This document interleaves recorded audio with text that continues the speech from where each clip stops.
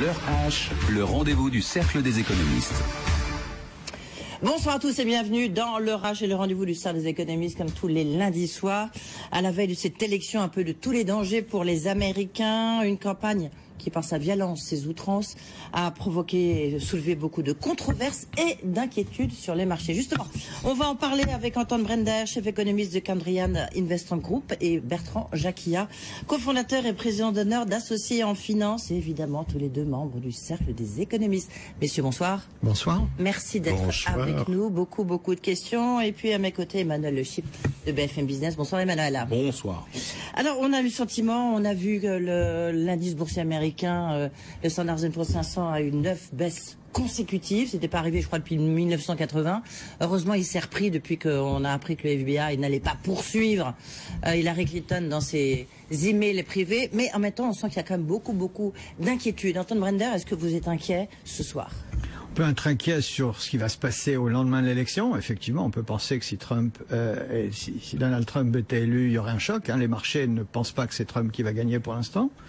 Et puis surtout, on peut être inquiet à un petit peu plus long terme sur l'état de la démocratie américaine.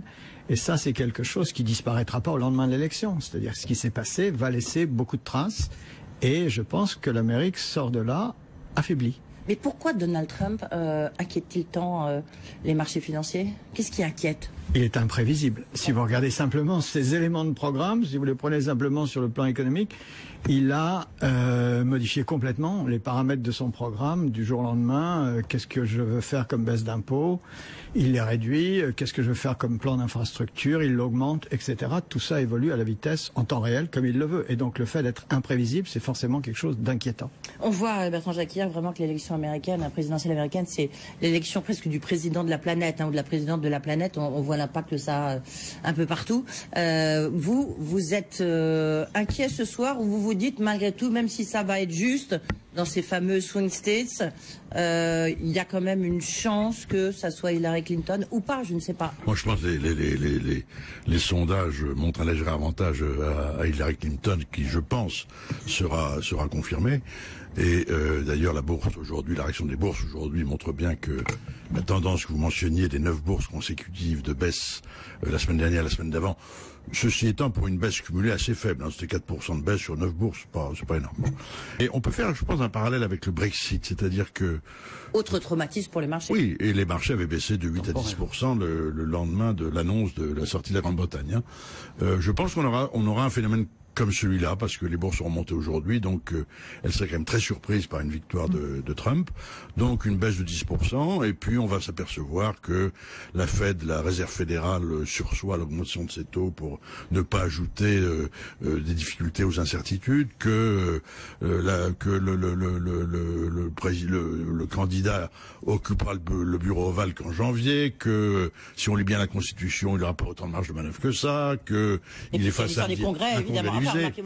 Face à un congrès qui sont divisés. Donc, je pense qu'on peut avoir la baisse brutale et puis, dans les 3 mois après, la remontée, comme ça a été le cas du Brexit entre juin et septembre. Juste avant de passer la parole à Emmanuel, juste chez Candrian, par exemple, associé en finance, vous avez un plan hors sec au cas où, demain soir, dans la nuit?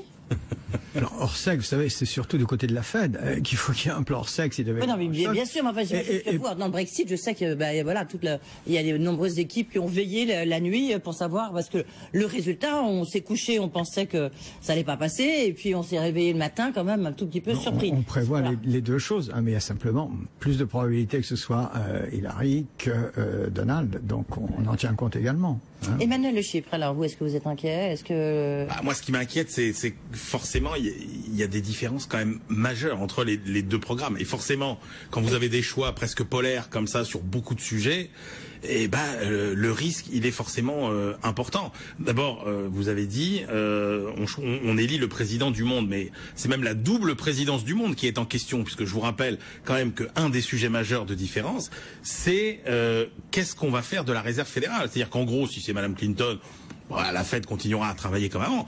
Monsieur Trump a quand même pris des engagements pour, d'une façon ou d'une autre, essayer de restreindre le mandat de la Fed, ou de le préciser, ou de le contraindre. Alors, comme Bertrand a dit, il y a une constitution, il y a des règles qui font qu'il ne pourra peut-être pas faire. Mais c'est sûr, c'est quand même très embêtant. Si vous prenez les différences en matière de politique commerciale, là encore, vous avez un Trump qui est quand même très protectionniste. En matière de politique fiscale, je ne vous parle même pas du grand écart qu'il y a entre énergique et puis aussi qui relance un peu la dépense publique, et de quelqu'un qui baisse massivement les impôts. Sur le plan de l'immigration, c'est complètement différent.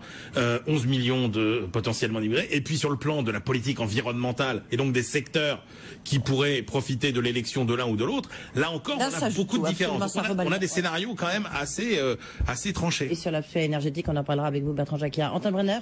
Non, je crois que sur le rôle de la Fed, la grosse différence, c'est que vous dites on élit le président du monde. Si c'est Trump, c'est un président qui veut se retirer du monde. Et c'est ça qui est très différent du passé. C'est quelqu'un qui veut se désengager du monde, qui veut devenir président uniquement des États-Unis et ne pas se préoccuper justement de l'intérêt du monde. Que ce soit sur le plan climatique, mais que ce soit sur tous les autres plans, ce qui le préoccupe, ce sont les États-Unis. Et ça, ce serait une très grosse nouveauté. Il ne veut pas assumer la responsabilité de la présidence du monde qui incombe à la plus grosse puissance de la planète. Mais justement, et ça inquiète beaucoup le Mexique, et pour le coup, lui a un véritable plan hors sec pour le lendemain matin au cas où, parce que ce côté isolationniste, fermer les frontières, pour le Mexique, c'est une véritable catastrophe, donc avec les conséquences évidemment. Et pas seulement pour le Mexique, pour l'Europe, pour la Chine. Effectivement, ce qui est le plus important et le plus discriminant dans les deux candidats, c'est l'attitude vis-à-vis du monde extérieur. Autrement dit, si l'on suit le programme de Trump, encore qu'il soit changeant, les droits de douane augmentent sur les produits des sociétés américaines qui ont délocalisé, les droits de douane augmentent sur les produits chinois, on renvoie 11 millions de migrants illégaux, enfin... Tout ça est très très inquiétant et peut mener à une guerre commerciale mondiale. Ouais. Alors il y a quand même, oui, rapidement. Après, il y a d'autres questions sur la Fed, moi, qui m'a. Comme disait Bertrand, il y a quand même derrière le Sénat, la Chambre des représentants, et on peut pas exclure que même des élus républicains finalement s'opposent. Oui, parce que pour l'instant c'est républicain, mais c'est vrai que les républicains, il y en a beaucoup qui ne votent pas, en l'occurrence, qui ont déjà dit qu'ils ne voteraient pas. Mais même si ça reste républicain, il n'aura sans doute pas les coups des franches comme ils le pensent. Qu'est-ce que vous attendez de la Fed, vous, Antoine Brenner? Est-ce que ça peut changer la position? On parle éventuellement de remonter des taux plus ou moins bref. La Fed va sûrement pas remonter ses taux au lendemain de l'élection, surtout si c'est Trump. Par contre, elle va monter ses taux. La Fed, c'est la partie la plus prévisible, tant que Janet Yellen, en tout cas, reste présidente, de l'affaire. La Fed fera exactement ce qu'il faut pour stabiliser l'économie américaine et les marchés financiers. Ça, elle le fera. La question, c'est qu'est-ce qu'il faudra faire? Si c'est Trump, clairement, ce qu'il faudra faire est assez différent. D'où ma question. Donc, quels sont les scénarios? Tout dépend. Si c'est Trump, il faudra sans doute qu'elle attende avant de monter ses taux, parce qu'on va avoir des turbulences sur les marchés. Là-dessus, il faut rappeler que Trump a un programme qui met immédiatement, s'il était réalisé, donc ça dépend aussi de ce qui se passe au Congrès, qui met immédiatement le budget en déficit. Le programme de Trump, c'est Reagan au carré. Il faut se rappeler ce qui s'est passé pendant les années 80. On a baissé les impôts en disant la croissance va repartir. Trump tape sur une croissance à 3,5% ou plus. C'est quelque chose qui est physiquement impossible aujourd'hui aux États-Unis. Donc on est sûr que s'il appliquait les mesures qu'il a énoncées, le budget va tout de suite le déficit budgétaire va se creuser. Donc Trump fait baisser le dollar. Trump fait baisser le dollar, il fait monter les taux américains, et du coup la Fed va gérer la situation du mieux qu'elle peut. Elle risque d'avoir un peu de difficulté. Mais Antoine, si le dollar baisse, si les taux longs remontent, et si le dollar baisse, vous faites quand même de l'inflation dans un pays qui a déjà quand même quelques petits germes du côté des coûts salariaux, etc. Et donc, qu'est-ce qu'on va dire à la Fed? Vous ne remontez pas vos taux, vous êtes en retard. La Fed peut très bien ne pas bouger ses taux. Si elle constate que les taux à long terme montent, elle peut aussi les monter.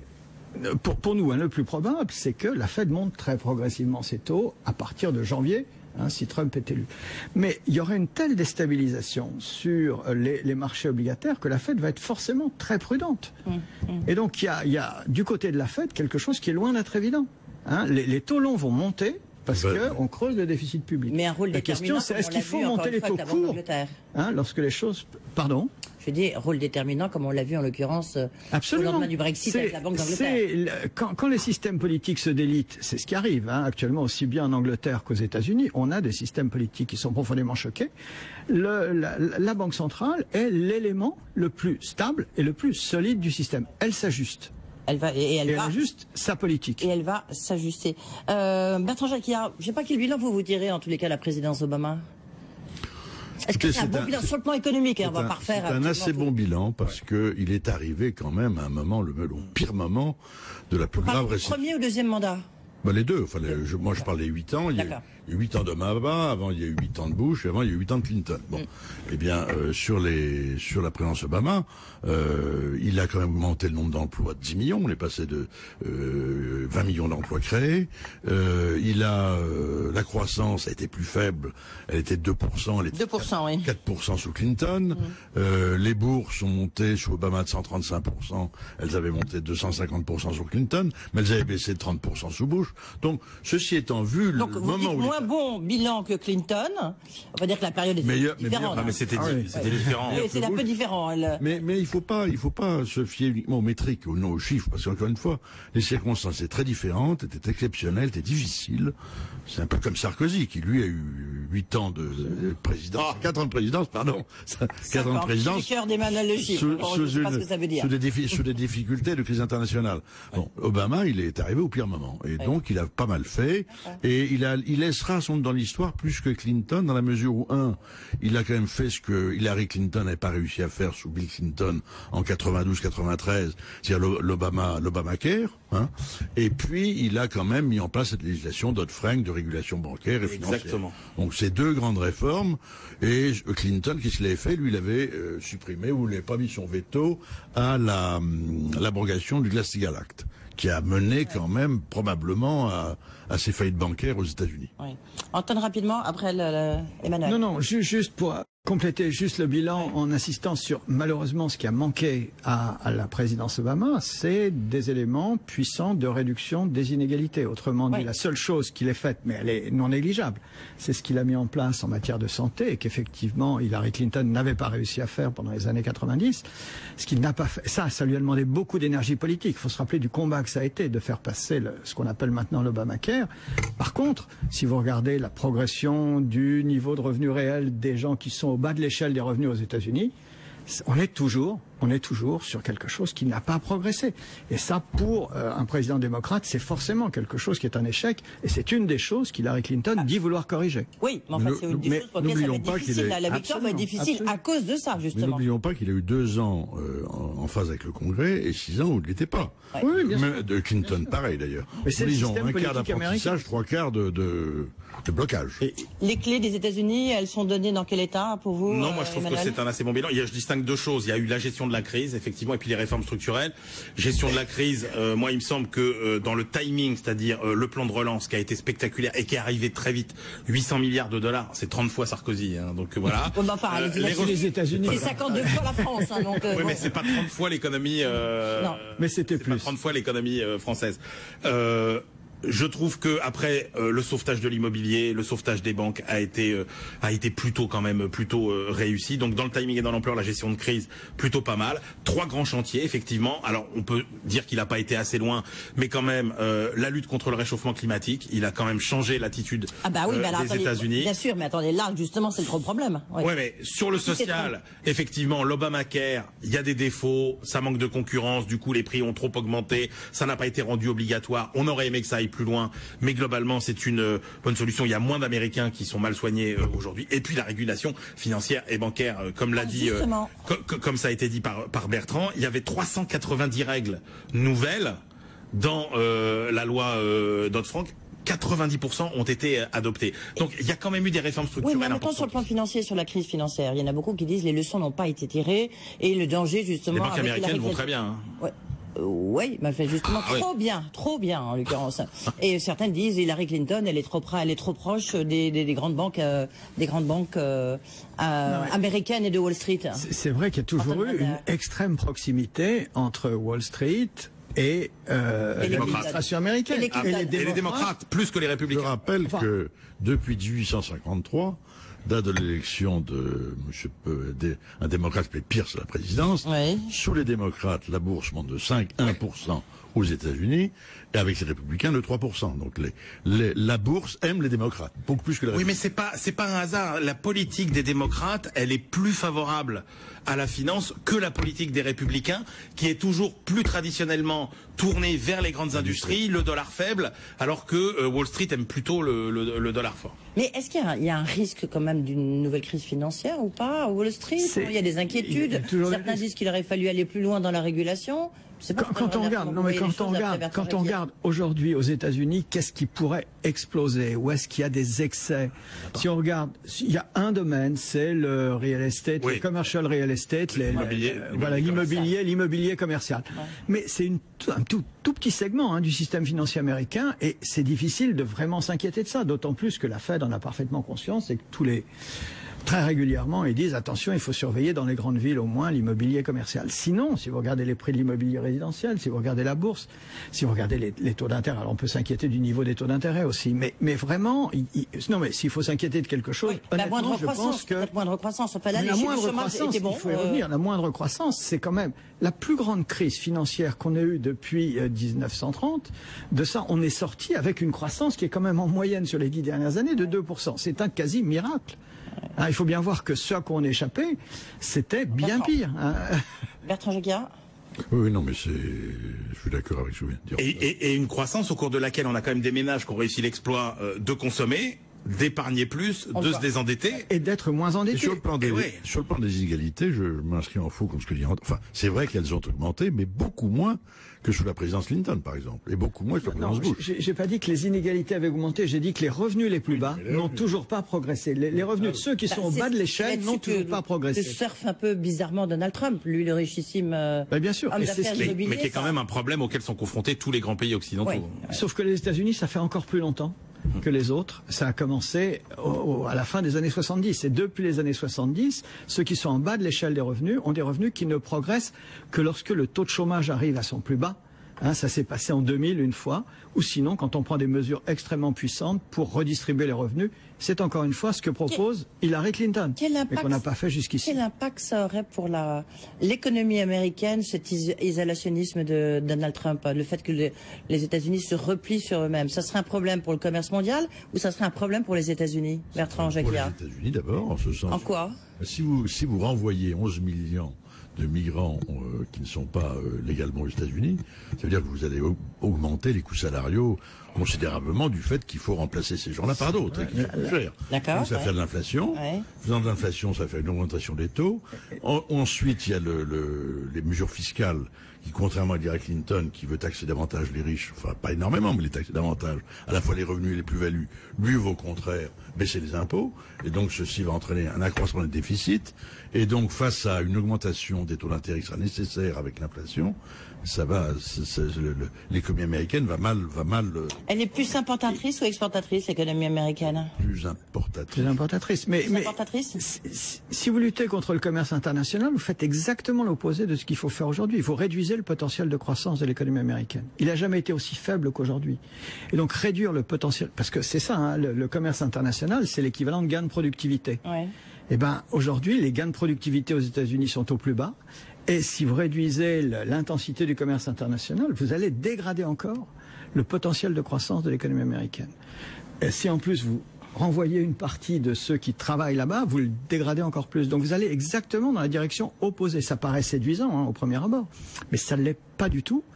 Et la Fed, à ce moment-là, elle sera amenée effectivement à monter les taux, tout simplement parce qu'on va faire de l'inflation, et que sa mission, c'est d'essayer de l'éviter. Ouais.